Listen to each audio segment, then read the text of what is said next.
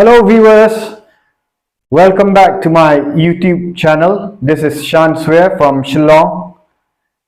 In the first video which I have released, I preached the gospel and I also explained about the steps of salvation, how to receive new life, how to receive the new birth, and how to be free from the entanglements of sin, and how to be free from the enslavement of sin, from many kind of addictions. I also prayed the prayer of deliverance. So if you want to know more about the gospel, you can check my first video. I have explained to you it very clearly. So in this second video, I want to talk to you about walking in freedom. See, it's a different thing. It's a different thing to be free from sin, to have freedom in Christ, and it's a totally different thing to maintain that freedom. See, you may have a gadget, but if you don't maintain the gadget, it will, it will wear off. It's the same thing with spirituality. It's the same thing with walk. If you want to walk in freedom, you have to maintain the freedom. So it's not just that I am safe today, I can do whatever I want. But since you have been freed from sin, you also need to walk in another path. Previously, you were walking in the bondage of sin. So now you have chosen the new paths. You have to continue in the new paths, in that walk of freedom. Because you see, previously we have those patterns of thoughts, those negative thinkings, those patterns of enslavement to sin. So it's not just that you are free, that you are free in Christ, and you can be free to do anything. Freedom in Christ doesn't mean licentious, or you'll take the freedom lightly. But we have been given the Bible. We have been given the Holy Spirit to guide us. So we need to walk according to the guidance of the Holy Spirit. And the Holy Spirit will teach us to walk in the newness of life, to continue walking in the newness of life in freedom through Scripture. So that's the reason why we are given the Scripture, the Holy Bible. So now I'll begin with the Epistle of Paul. If you go to Romans chapter 12, verses 1 and 2, you will see how Paul exhorted the believers how to walk in the newness of life, how to maintain that freedom in Christ. So what's the process of walking in freedom? Let's go with me again to Romans chapter 12, verse 1 and 2.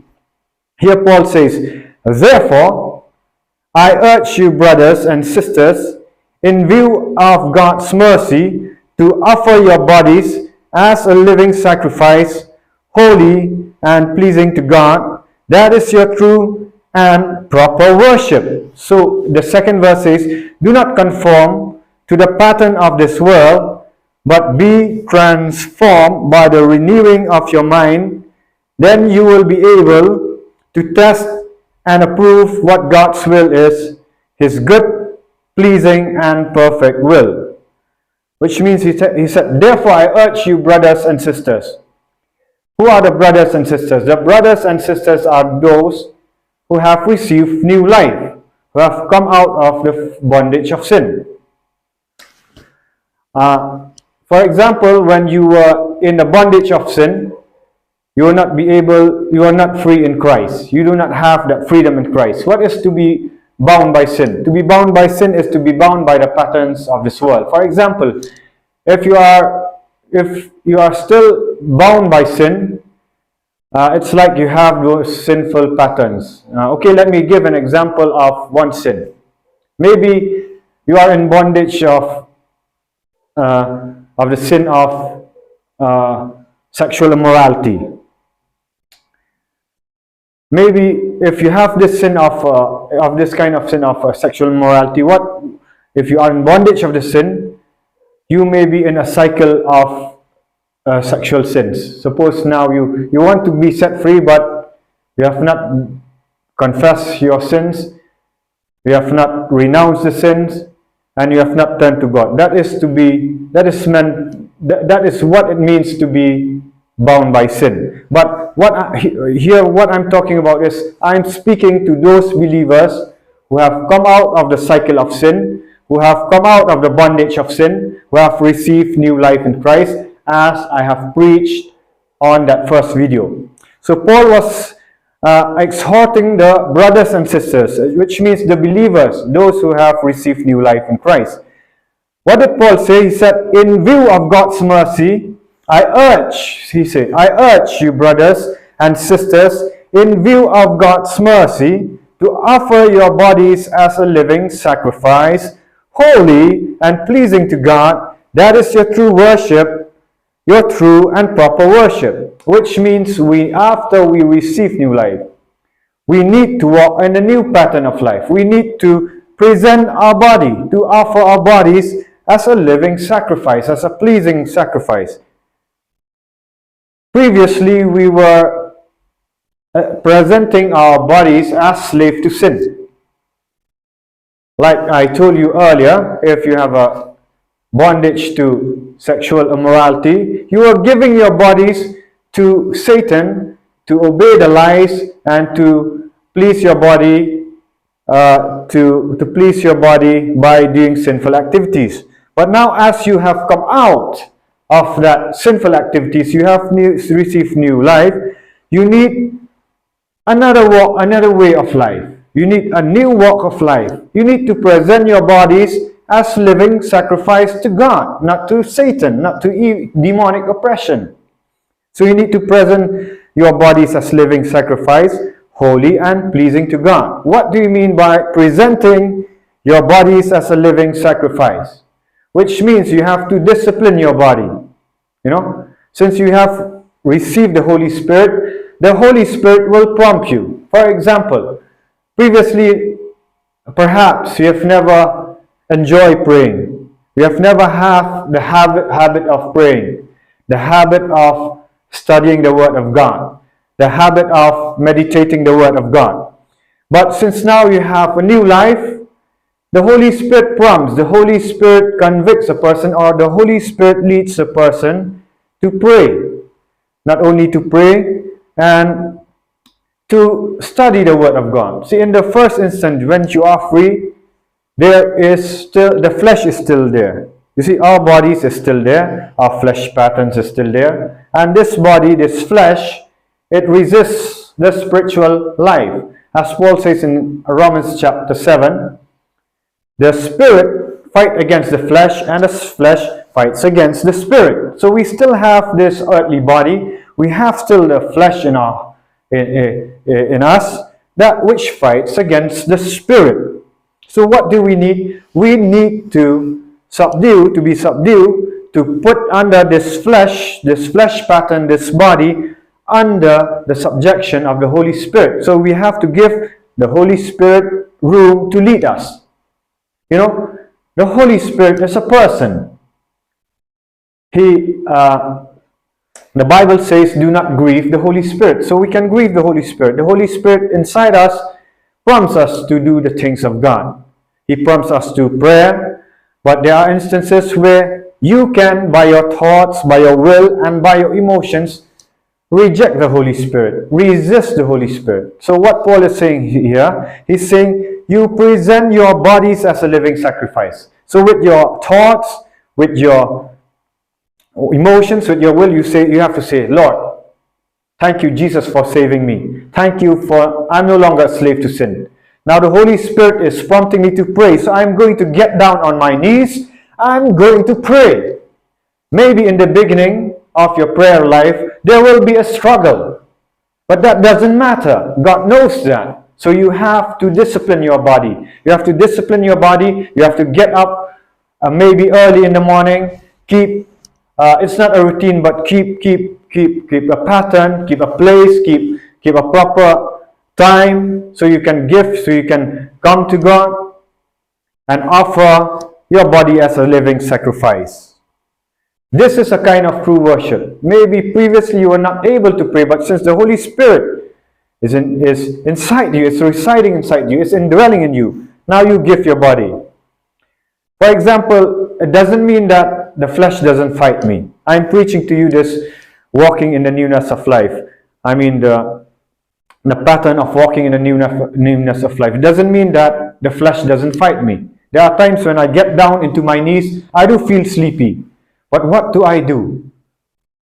I tell to my flesh, I tell to my soul, no, I'm going to obey Jesus Christ. I'm going to give room to the Holy Spirit. So by doing this, by continuing doing this, it becomes a habit, a stronghold.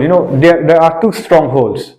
One is the stronghold of Satan previously, and now we have to maintain the stronghold. We have to develop the stronghold of obedience to God, obedience to the leading of the Holy Spirit.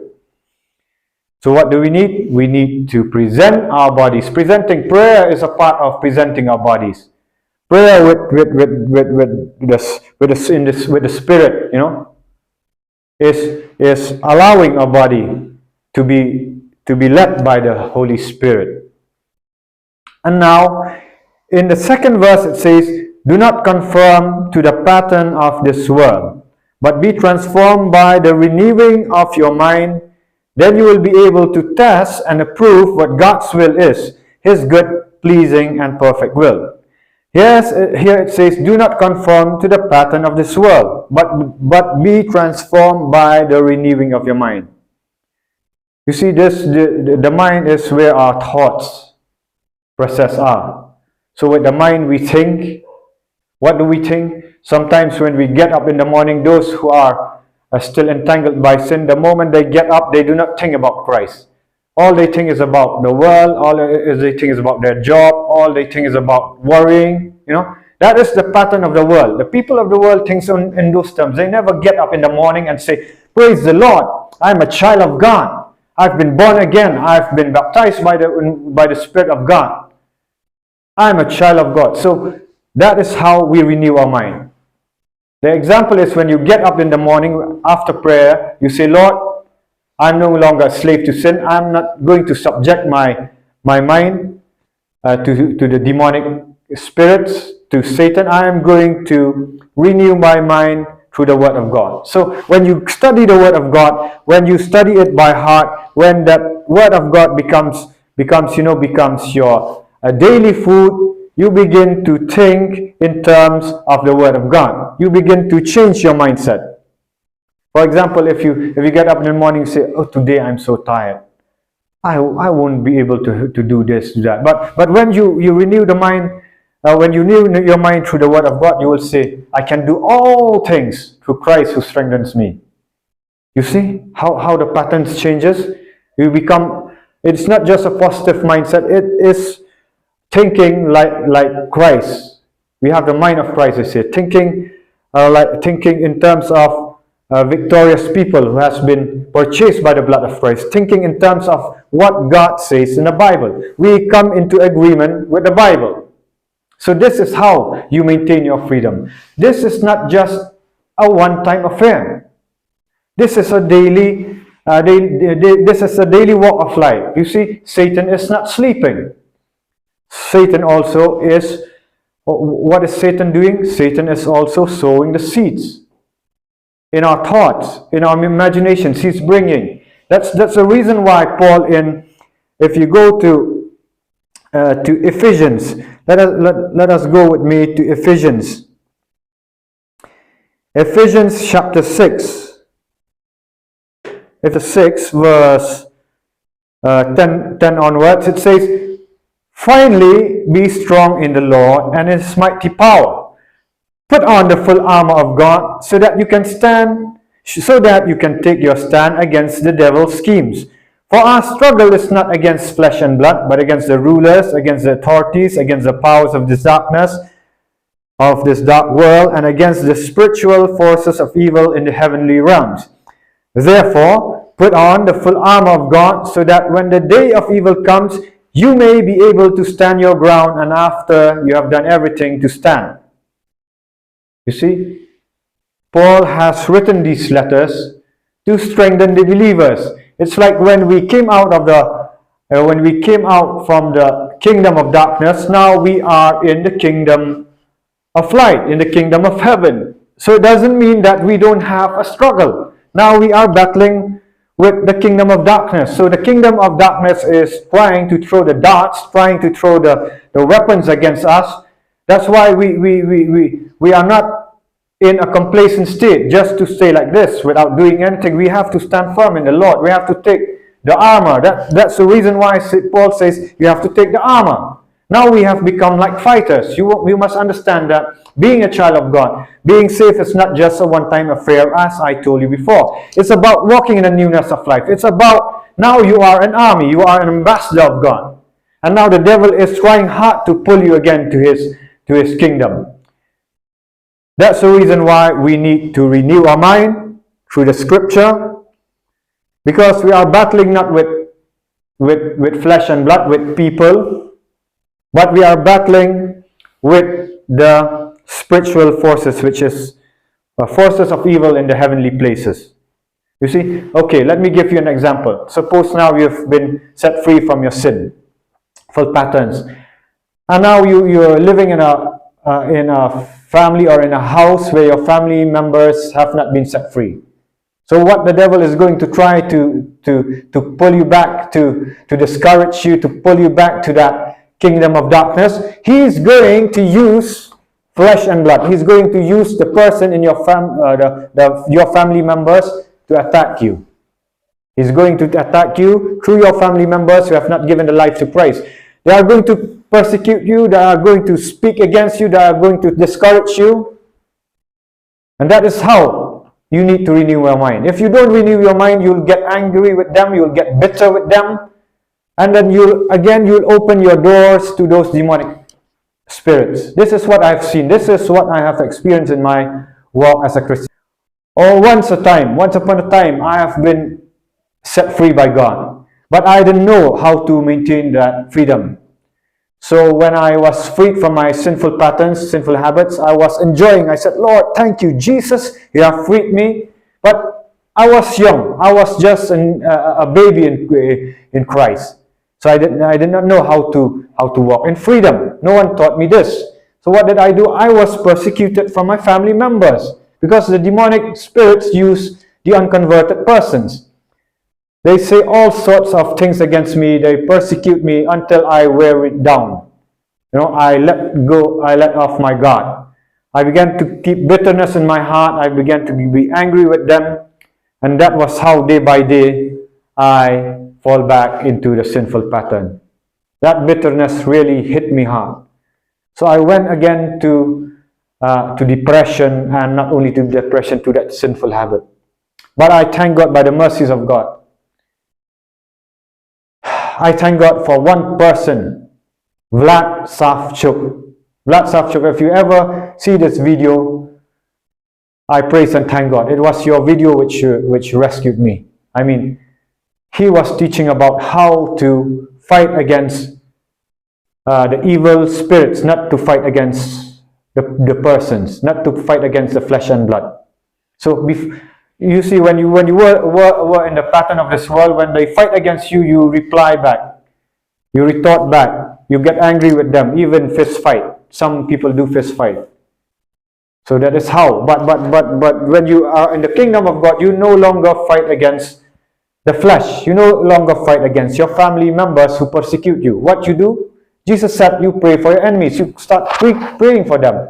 And you start commanding those demonic spirits which is in your family members, which are operating in your family members. You start commanding them. You start casting out to the abyss. And you start binding them according to Matthew chapter 18 verse 18. Because you have the authority. Christ has given you the authority. Christ has given you the power. So suppose, example, if you have a spouse who is not converted, if you have a spouse who is still wallowing in sin, and for you have come out of that sinful life, and now the demons, Satan is going to use your spouse to attack you every day, day in and day out. They are going to try to wear you down, to take off your guard. So what do you do then? You have to renew your mind by saying, Lord Jesus, I'm going to protect my heart. through your word of God. The word of God says, those who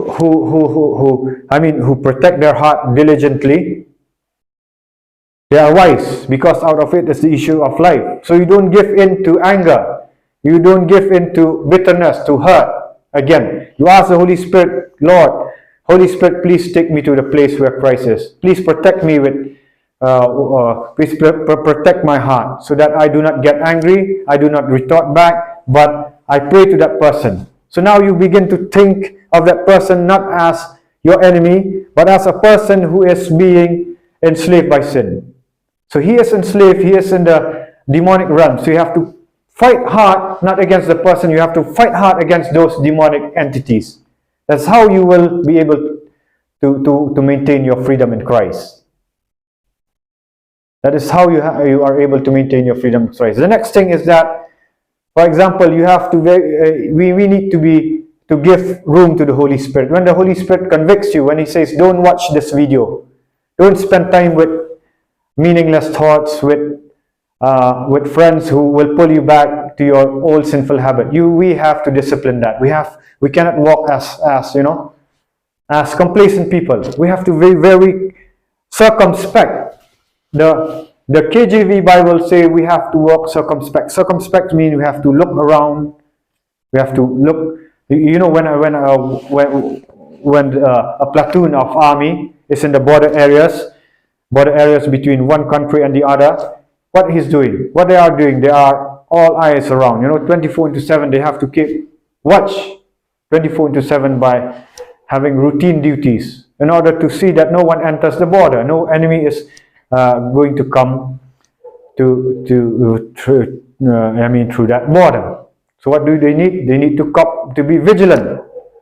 That's why the Bible says, be sober, be vigilant, because the devil, like a roaring lion, is waiting to devour. So if we are not vigilant, we are going to be devoured. Christian life is a narrow path. It's a narrow path. I'm not preaching legalism here. I am preaching that we should obey the Holy Spirit. So the Holy Spirit takes us into Scripture. We have to pray without ceasing. Without ceasing, it means we have 24/7, but our mind is to be in Christ. When you're walking, or when you're doing your walk, when you're in your business, when you're in your college, when you're anywhere in this place, in this world, you have to be on your guard. That's why the Bible says, guard your heart with all diligence, for out of it is the issue of life. The reason why we need to guard our heart, we need to, suppose we have friends, 2 or 3 friends who used to gossiping people around. What do we need? We need to separate. We need to walk in holiness. Holiness means to walk a separate life, separate from those gossips. We need to train our thoughts. We need to hear the word of God. We need to hear the Holy Spirit. We need to think in terms of how Christ thinks. We need to have the mind of Christ. So it's called to maintain our deliverance, to walk in freedom, to maintain that freedom. So thank you, viewers. This is just a small part. I'm going to continue in my next video. I'm sorry for my English. I'm not a native speaker. I'm an Indian by birth, and my place of birth is Shillong. It's in the northeastern part of India. So I hope you bear with my English, and I hope I'll be improving. I look forward to God to help me to improve my language, my communication skills. But since I have the word of God to me, I just want to share. I hope you understand. I hope it's clear to you. And if you have been blessed by this video, please like, share, and subscribe, and hit that notification button. If you hit that notification button, you will be receiving notification after I release a new video.